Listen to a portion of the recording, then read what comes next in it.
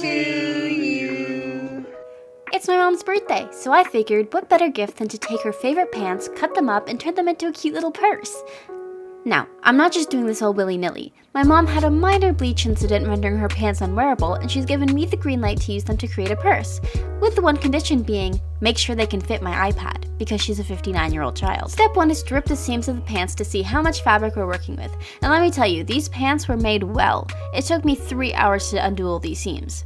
I ended up cutting off the waistband because I couldn't be bothered to rip those seams, and then I decided that the purse would need to be 24 centimeters deep, 34 centimeters across, and 14 centimeters wide. After I cut all my faces with extra room on the seams, I cut out the interfacing to the exact measurements I wanted the purse to be. This is something new that I tried because I wanted the purse to be super accurate, and I figured if the interfacing was accurate, then the purse would be too. That was my logic. Yes, I am watching Instagram Reels while I'm ironing, mind your business. Once my lining was cut out, I ironed that too because even though it would be on the inside, I didn't want to give my mom a wrinkled purse. I cut out a total of 5 pieces of each layer. 2 were 24 centimeters by 34 centimeters, 2 were 24 centimeters by 14 centimeters, and 1 was 34 centimeters by 14 centimeters. At that point, I stitched the bottom of the purse and one side. Then I started thinking about things. I wanted to add a holder for my mom's water bottle, and I wanted to reuse the waistband as handles. So I stitched a little strap for the water bottle and cut the waistband in half. Once I made a little strap for the magnetic clasp, I did some careful measuring to make sure I wouldn't sew the strap on crooked this time. Spoiler alert, it was still a little bit crooked. I then decided that I would have to sew the handles and the strap in between the lining and the outer layer.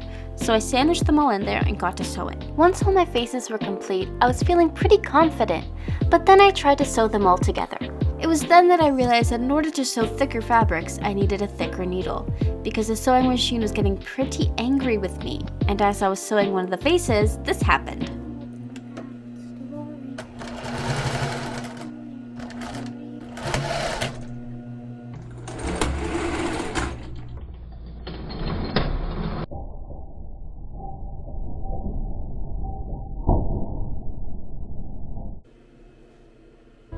So I then replaced the needle with a thicker needle and tried again. I also hand sewed the corners afterwards just to reinforce them.